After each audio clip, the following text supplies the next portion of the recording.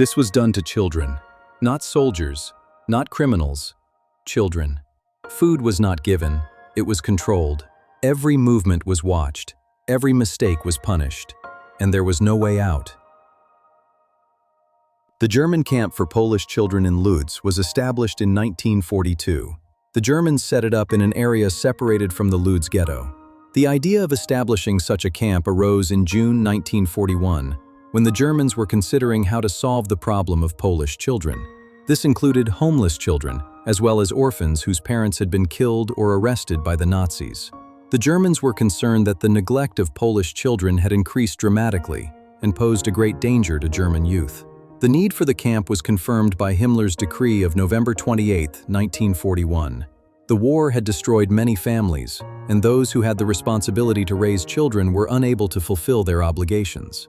Polish schools were closed, so Polish children wandered without supervision or occupation, selling, begging, and stealing, becoming, as the decree stated, a source of moral danger to German youth. Finally, it was decided to use land in the Łódź Ghetto. This location was already sufficiently isolated. An additional factor may have been that such a location would allow for the potential expansion of the camp without major administrative problems. A square was prepared in the ghetto near the western wall of the Jewish cemetery.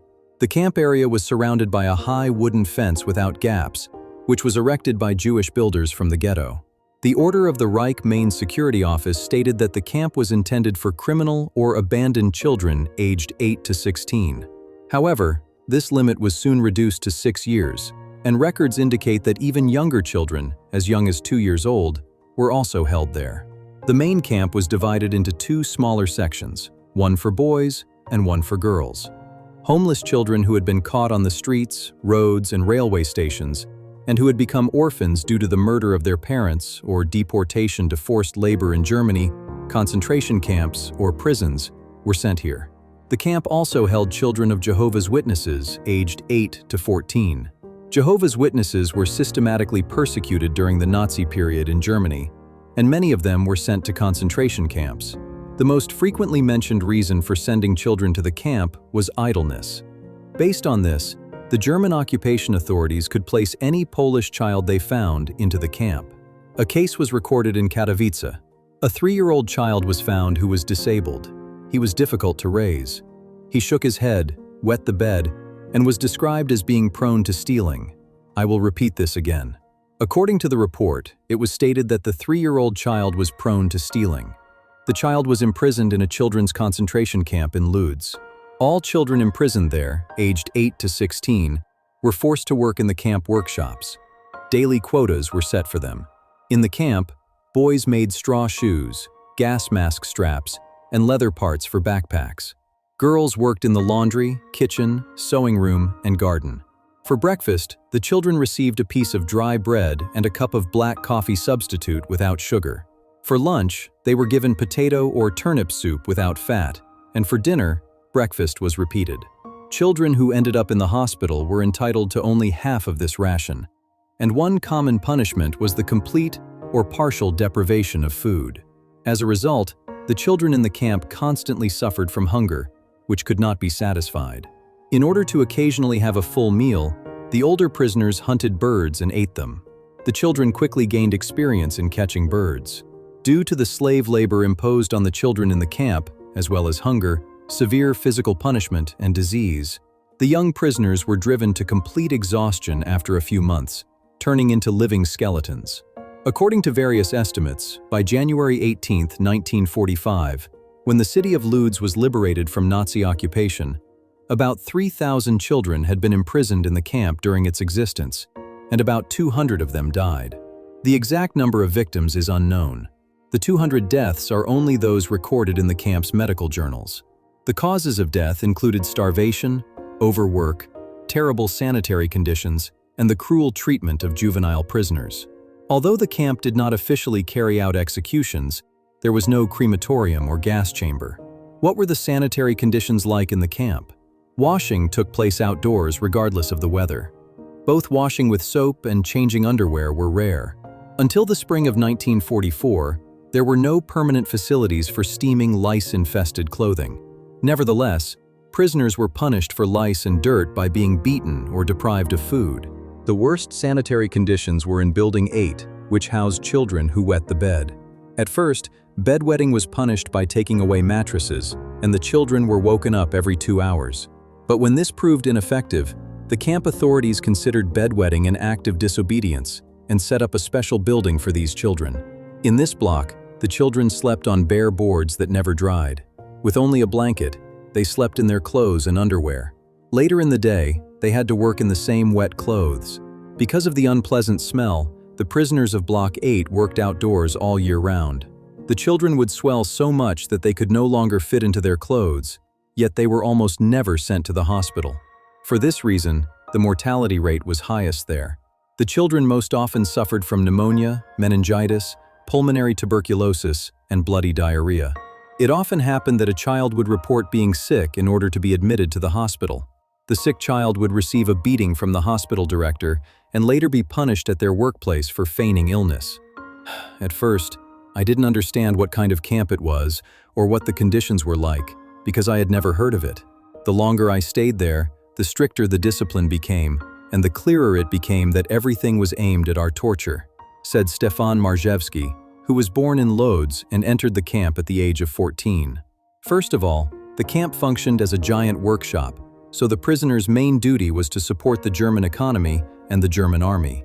The boys were usually divided into the so-called needle room, where they straightened the looms. In the shoulder room, they wove straw braids, from which they later sewed irregularly shaped winter boots for German soldiers fighting in the Soviet Union. They also made mats used as cushions under the wheels of army vehicles when they became stuck in mud or snow. Working more than 12 hours a day was exhausting for the children. They performed their tasks under stressful conditions. They were often beaten, starved, and humiliated by the workers supervising their labor. They could not find rest even when they slept, as the rooms were cold, the beds overcrowded, and the lack of proper sanitation led to skin diseases, lice, and fleas. In addition, there was an epidemic of typhoid fever in the camp, and infected children were treated in an isolation hospital on the ghetto grounds. Deaths also occurred from hypothermia and starvation, which was not uncommon, as prisoners were punished by being confined in isolation cells. Flogging was also used as part of regular camp discipline. Children who performed poorly were marked with a red cross painted in oil paint on the back of their coats and sent to the so-called punishment company, where they received reduced food rations. This group was mainly engaged in demolishing houses, cleaning toilets, and smoothing the alleys of the camp. One of the most cruel torturers of the children was the overseer of the girls, Eugenia Pol. She was not an SS officer. She did not wear a uniform. She did not make speeches about race or empire. She was an ordinary woman, like thousands of others during the war. Eugenia Pol completed 7 years of primary education. She was a seamstress by profession. When the Germans occupied Lodz, she applied for work and was assigned to the camp. She worked in the 6th section, a camp for girls and children up to the age of 8. Survivors later said that they feared her more than the Germans because the Germans were a system and she was a person. She saw hunger, she heard crying, she knew that these children had nowhere to run, and that was when something began that no documents had ordered. Beatings, humiliations, deliberate deprivation of food, and leaving sick children without help. Violence that was not necessary, but consciously chosen. Later, at her trial after the war, witnesses who had experienced the camp as children testified that they were deeply afraid of Pol. Each of us working in the kitchen had to lie down, and a selected girl, supervised by Eugenia Pol, beat us. Pol stood nearby and watched to see if she was beating us hard enough and counted the blows. Pol was always happy when she punished someone. She administered the beatings with a smile on her face, explained Jadwiga Starosta, a former camp prisoner. When I was brought to the Lodz camp, there was the guard Pol who beat us. If you didn't do your job, you were beaten. They made us do frog exercises for hours. We had to stretch our arms up and jump in the air, Teresa Stefanik recalled.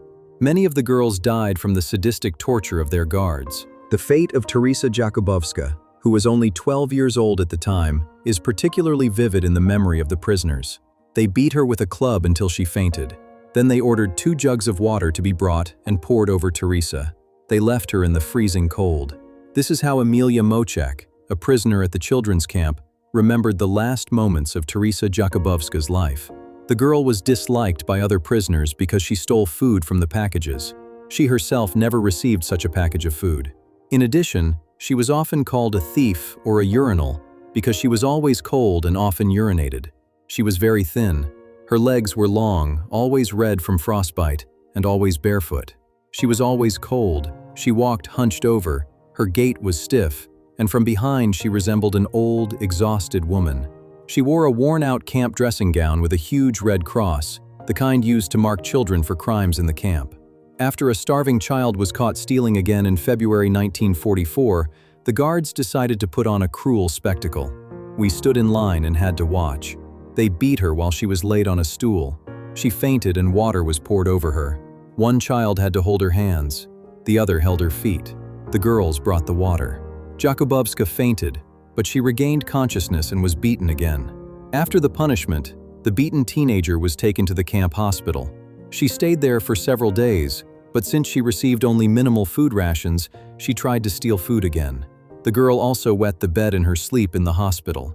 When the guards Sidonia Bayer and Eugenia Pol found out about this, they were very angry. They threw the naked girl into the -10-degree frost and ordered her to do the snow eagle pose. But this was only the beginning of the torture. Pol beat Teresa with a whip until she fainted. Then she ordered 2 jugs of water to be brought and poured over Teresa. She left her in the freezing cold. The girl, covered in water, was covered in ice crystals. The guards stood nearby and laughed. Finally, they allowed us boys to take the beaten girl to the laundry. She was dead.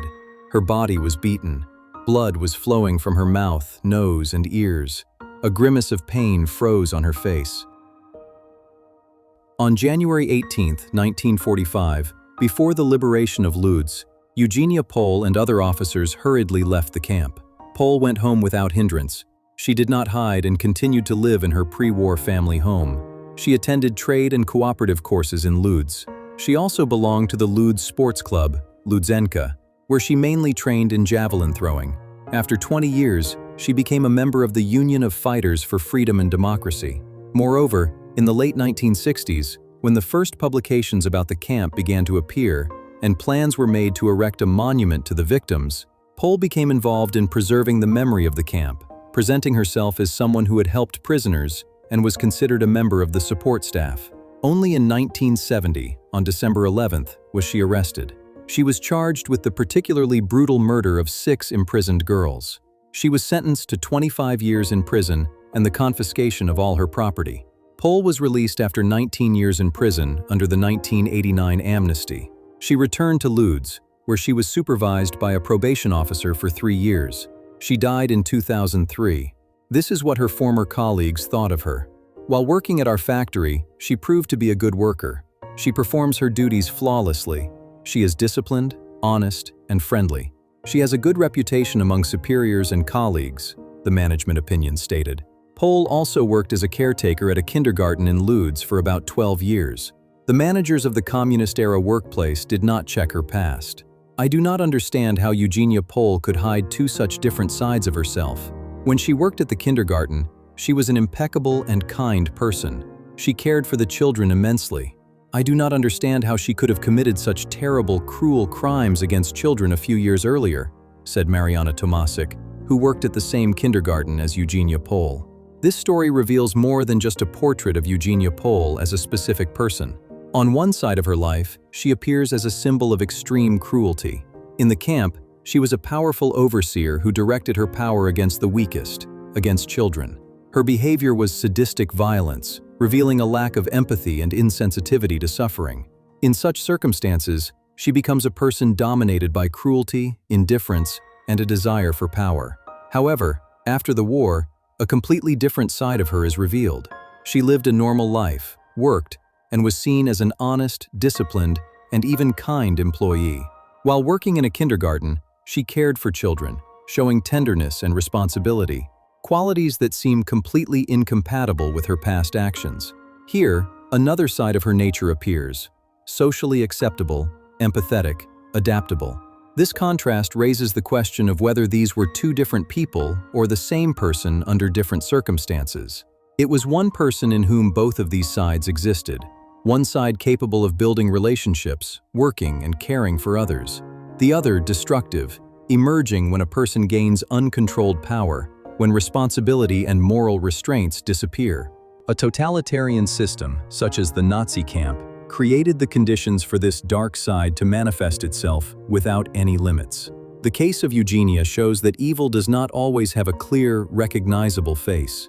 It can hide behind the mask of a neat, friendly, normal person. This is not just an exceptional anomaly. It is a warning that two natures can lurk in every person. One of them manifests itself in everyday life, the other in extreme circumstances.